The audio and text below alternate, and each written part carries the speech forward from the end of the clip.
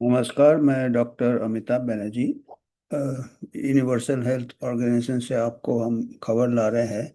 अभी काफ़ी जगह अभी महामारी का जो कोविड 19 महामारी का कई कई जगह कुछ हियरिंग्स चल रहे हैं, कुछ इंक्वायरी चल रहे हैं। बड़े गहराई से तो यूएस सीनेट में चल रहा है। उसके हम लोगों ने कुछ सेशन लाए आपको। सेनेट हियरिंग्स यूएसए में सबसे गहराई से वही चल रहा है। बाकी जगह यूके में हुआ था, कुछ महीने पहले लीपापोती हुआ था। पर उसमें जो अमेरिका में जो हियरिंग चल रहा है, जांच चल रहा है कोविड में, कोविड वैक्सीन के दुष्प्रभाव में, काफ़ी वर्ल्ड एक्सपर्ट्स को बुलाए जा रहे हैं। ऐसे ऐसे लोगों को बुलाया जा रहा है जिनको कि सबको सेंसर कर दिया था, सबको बोलने नहीं दिया था, सबको मिस इन्फॉर्मेशन बोला था। बड़े बड़े रिसर्चर्स, साइंटिस्ट, डॉक्टर्स। और एक सबसे ज़्यादा जो शुरू में ही हम प्रभावित हो गए थे उनसे, 2020 को ही उन्होंने किताब निकाला था। वर्ल्ड के लीडिंग वायरोलॉजिस्ट है सुचारित भागडी, ये इनका किताब है, कोरोना फॉल्स अलार्म। सुचारित भागड़ी का किताब है कोरोना फॉल्स अलार्म। ये किताब उन्होंने पहले ही निकाला था और इससे हम बहुत प्रभावित हो गए थे 2020 को। उन्होंने, क्योंकि वो वायरस के जिंदगी भर उनकी उनका जो रिसर्च है वायरोलॉजी में हुआ है, तो वो समझ गए थे कि ये वायरस कोई ज़्यादा इतना भी नहीं है कि इसके लिए आप पूरा महामारी डिक्लेयर कर दो, पैंडेमिक डिक्लेयर कर दो। तो इन्होंने ये किताब लिखा था और इनको शुरू से ही ब्लॉक कर दिया था। इनके जितने भी यूट्यूब थे सब स्ट्राइक कर दिया, इनको बोलने नहीं दिया। शुरू शुरू में जब महामारी चालू हुआ था, हम भी एक आध बार इनके साथ पैनल में आए, वो कोई यूट्यूब नहीं मिलेगा। अब इतने साल बाद उनको फिर बोलने का मौका मिल रहा है। 5 साल तक उनको पूरा सेंसरशिप पे रखा था, उनके सब डिलीट हो जाते थे। उन्होंने ये भी बोला था ये कोरोना वायरस इतना नॉवेल नहीं है, दूसरे कोरोना वायरस से मिलता जुलता है, और इतना कम इसका जो मृत्यु दर था हेल्दी पर्सन में, उससे लॉकडाउन का जरूरत नहीं था। तो अभी 5 साल बाद उनको बोलने का मौका मिल रहा है। अभी हम आपको एक क्लिप दिखाएंगे उनका, जो कि जर्मनी, वो जर्मनी है, वो जर्मन के सिटीजन है, थाई ओरिजिन के हैं पर जर्मन में सेटल है, जर्मन सिटीजनशिप है जर्मनी के।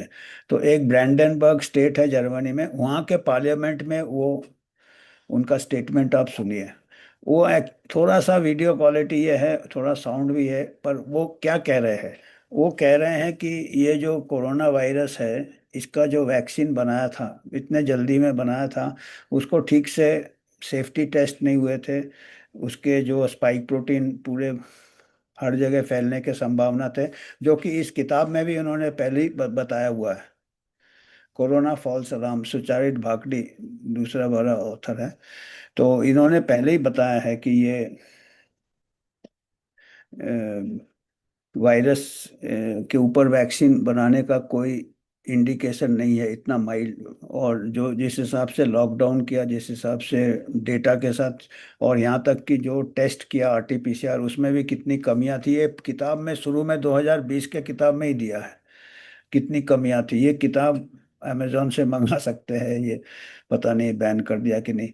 तो ये 2020 को ही हमने मंगा लिया था। तब से मेरे को काफ़ी ये हुआ कि हाँ, ये देखिए कितना करेक्ट लिखा है, कितना साइंटिफिकली लिखा है। और इनको बोलने नहीं दिया। आजकल पढ़ता कौन है किताब, पर बोलने नहीं दिया। और अभी बोल रहे हैं उन्होंने, इसके दुष्प्रभाव के बारे में पूरे बात की है।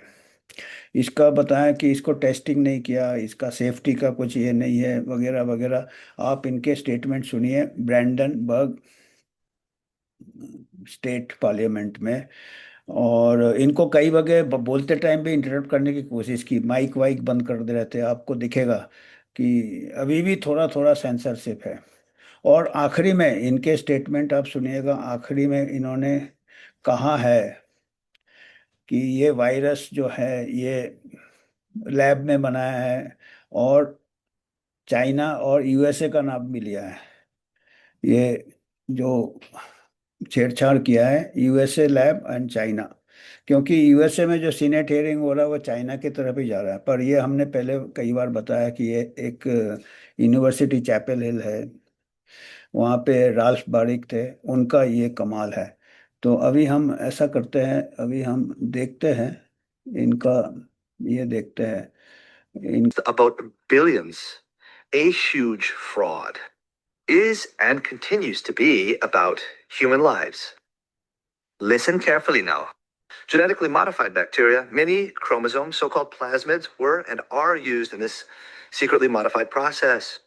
However, their use created an unsolvable problem, namely, that it was and is impossible to completely remove the bacterial chromosomes from the vaccine during the production process. As a consequence, remnants of these chromosomes have been discovered in various laboratories and in several vaccine batches that were examined over the course of the 3 years. And take note, scientific findings have been gathered regarding the following matters. First, the backed chromosome remnants can be incorporated into the human chromosomes, and this process can then lead to the generation of cancerous cells. Second, the vaccination throws sand in the gears of the entire genome machinery. Nothing runs smoothly in the affected cells anymore. The outcome for our health and our lives can be whatever the devil might want it to be. Third, the foreign gene that has been injected remains in the body for a long time. Ladies and gentlemen, the genome is the totality of all genes. Every change, this totality is a genetic modification. Vaccinated people are therefore modified for a long time. Fourth, the vaccination triggers self-attacks and self-destruction in all organs from head to toe. Fifth, the vaccine makes its way to the child in the womb by crossing through the placenta. Ladies and gentlemen, RNA vaccines are the most dangerous medical agents ever created by man. Their marketing was and still is based on the delivery of a product which is fundamentally different from the substance that was actually tested in the clinical studies that were conducted. It is unbelievable. Not a single mRNA vaccine currently on the market has ever been subjected to testing within the framework of a proper clinical study. The indispensable prerequisite for approval simply does not exist. How could all this be? Ladies and gentlemen, the corona vaccination is the greatest medical crime of all time. Who is behind it? Certainly none of us. Mr. Bakhtai, please conclude. With all my... I have not spoken for 10 minutes. No one could have guessed the truth. The answer only came in front of the microphone. Please turn it on and off. Thank you very much. I will be finished in 30 seconds. The answer did not arrive until last week from the highest echelons within the United States Secret Service. The virus and vaccine were developed in bioweapons laboratories in China and the USA. आपने सुना अभी सुचारिन भाकटी को, और ये काफी recent है, 3 दिन पहले का है, 26 जून का। उनका ब्रांडेनबर्ग का स्टेट जो जर्मनी में है, उस पार्लियामेंट में उन्होंने ये स्टेटमेंट दिया है। और मैंने थोड़े उनके स्टेटमेंट काफ़ी थोड़ा 10-15 मिनट का है, 10 मिनट से ज़्यादा है। हमने 2-3 मिनट ही मेन लिया, क्योंकि काफ़ी टेक्निकल बताया उन्होंने, कैसे कैसे वैक्सीन के दुष्प्रभाव हो रहे हैं और कैसे इसके लिए, जो कि एक बीमारी सेल्फ लिमिटिंग है जो अपने आप। और ये एक्चुअली उनका ओरिजिनल जो है, उन्होंने स्टेटमेंट जर्मनी में, जर्मन लैंग्वेज में दिया है। ये है डब्ड है ये अंग्रेजी में, तो कई क्वालिटी ऑफ साउंड वाउंड में थोड़ा प्रॉब्लम है। पर हम आशा करते हैं कि आपने मेन मेन मुद्दे, जैसे उन्होंने बड़े स्ट्रॉन्ग वर्ड इस्तेमाल किए हैं। अंत में उन्होंने कहा कि mRNA vaccine is the greatest crime against humanity. और ये बहुत बहुत ही एक्सपर्ट है ये वैक्सीनोलॉजी के। और इसीलिए इनको सबसे पहले, जैसे फुटबॉल अभी चल रहा है, फुटबॉल में जो अच्छा प्लेयर होता है उसको मार्क कर लेते हैं, उसको वो खेलने नहीं देते हैं जिसमें वो गोल नहीं करे। तो ऐसे ही स्ट्रैटेजी महामारी में इनको सबसे पहले ब्लॉक किया था और सबसे ज़्यादा ब्लॉक किया था। तो आशा करते हैं कि आपको कुछ मैसेज मिला होगा, और हमको अभी पूरा जोर लगाना है ऐसा करके, क्योंकि एमआरएनए को अभी बहुत मास स्केल में रोल आउट करने का प्रोग्राम है, काफ़ी इन्वेस्ट किया है इसमें। और बाकी जितने भी फ्यूचर वैक्सीन आएंगे, उससे क्या है कि सभी वैक्सीन के बदनाम हो रहे हैं।